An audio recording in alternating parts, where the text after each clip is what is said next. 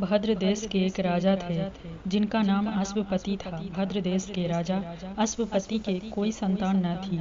उन्होंने संतान की प्राप्ति के लिए मंत्रोच्चारण के साथ प्रतिदिन 1,00,000 आहुति दी। 18 वर्षों तक यह कर्म जारी रहा। इसके बाद सावित्री देवी ने प्रकट होकर वर दिया कि राजन, तुझे एक तेजस्वी कन्या पैदा होगी। सावित्री देवी की कृपा से जन्म लेने के कारण ये कन्या का नाम सावित्री रखा गया। कन्या बड़ी होकर बेहद रूपवान हुई। योग वर न मिलने की वजह से सावित्री के पिता दुखी थे। उन्होंने कन्या को स्वयं वर तलाशने भेजा। सावित्री तपोवन में भटकने लगी। वहाँ साल्व देश के राजा घुमतसेन रहते थे, क्योंकि उनका राज किसी ने छीन लिया था। उनके पुत्र सतवान को देखकर सावित्री के पति के रूप में उनका वरण किया। ऋषि राज नारद को जब यह बात पता चली तो वह राजा अश्वपति के पास पहुंचे और कहा कि हे राजन, यह क्या कर रहे हैं आप? सतवान गुणवान है, धर्मात्मा है और बलवान भी है, पर उसकी आयु बहुत छोटी है। वह अल्पायु है। 1 वर्ष के बाद ही उसकी मृत्यु हो जाएगी। ऋषिराज नारद की बात सुनकर राजा अश्वपति घोर चिंता में डूब गए। सावित्री ने उनके कारण पूछा तो राजा ने कहा, पुत्री, तुमने जिस राजकुमार को अपने वर के रूप में चुना है वह अल्पायु है। तुम्हें किसी और को अपना जीवन साथी बनाना चाहिए। इस पर सावित्री ने कहा कि पिताजी, और कन्याएं अपने पति को एक बार ही वरण करती हैं। राजा एक बार ही आज्ञा देता है और पंडित एक बार ही प्रतिज्ञा करते हैं और कन्यादान भी एक ही बार किया जाता है। सावित्री हठ करने लगी और बोली, मैं सत्यवान से ही विवाह करूंगी।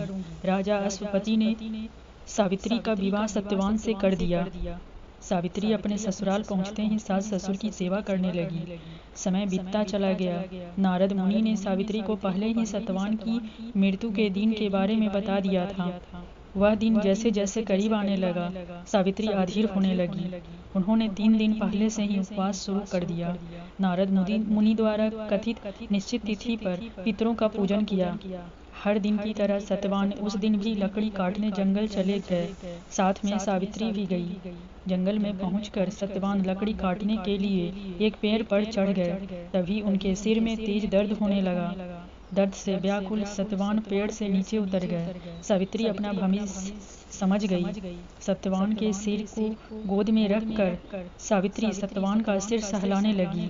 तभी वहां यमराज आते दिखे। यमराज अपने साथ सत्यवान को ले जाने लगे। सावित्री भी उनके पीछे पीछे चल पड़ी। यमराज ने सावित्री को समझाने की कोशिश की कि यही विधि का विधान है, लेकिन सावित्री नहीं मानी। सावित्री की निष्ठा और प्रतिपरायणता को देखकर यमराज ने सावित्री से कहा कि हे देवी, तुम धन्य हो, तुम मुझसे कोई भी वरदान मांगो। सावित्री ने कहा कि मेरे सास ससुर वनवासी और अंधे हैं, उन्हें आप दीप ज्योति प्रदान करें। यमराज ने कहा, ऐसा ही होगा, जाओ अब लौट जाओ। लेकिन सावित्री अपने पति सत्यवान के पीछे पीछे चलती रही। यमराज ने कहा, देवी तुम वापस जाओ। सावित्री ने कहा, भगवान, मुझे अपने पति देव के पीछे पीछे चलने में कोई परेशानी नहीं है। पति के पीछे चलना मेरा कर्तव्य है। यह सुनकर उन्होंने फिर से उसे एक और वर मांगने के लिए कहा। सावित्री बोली, हमारे ससुर का राज छीन गया है, उन्हें पुनः वापस दिला दें।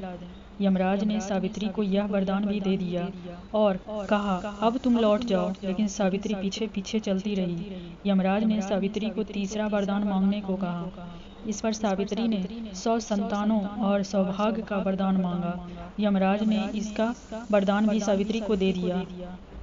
सावित्री ने यमराज से कहा कि प्रभु, मैं एक पतिव्रता पत्नी हूँ और आपने मुझे पुत्रवती होने का आशीर्वाद दिया है।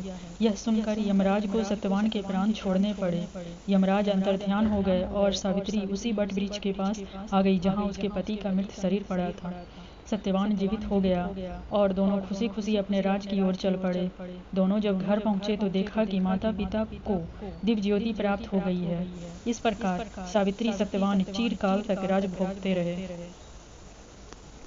अतः पतिव्रता सावित्री के अनुरूप ही प्रथम अपने सास ससुर का उचित पूजन करने के साथ ही अन्य विधियों को प्रारंभ करें।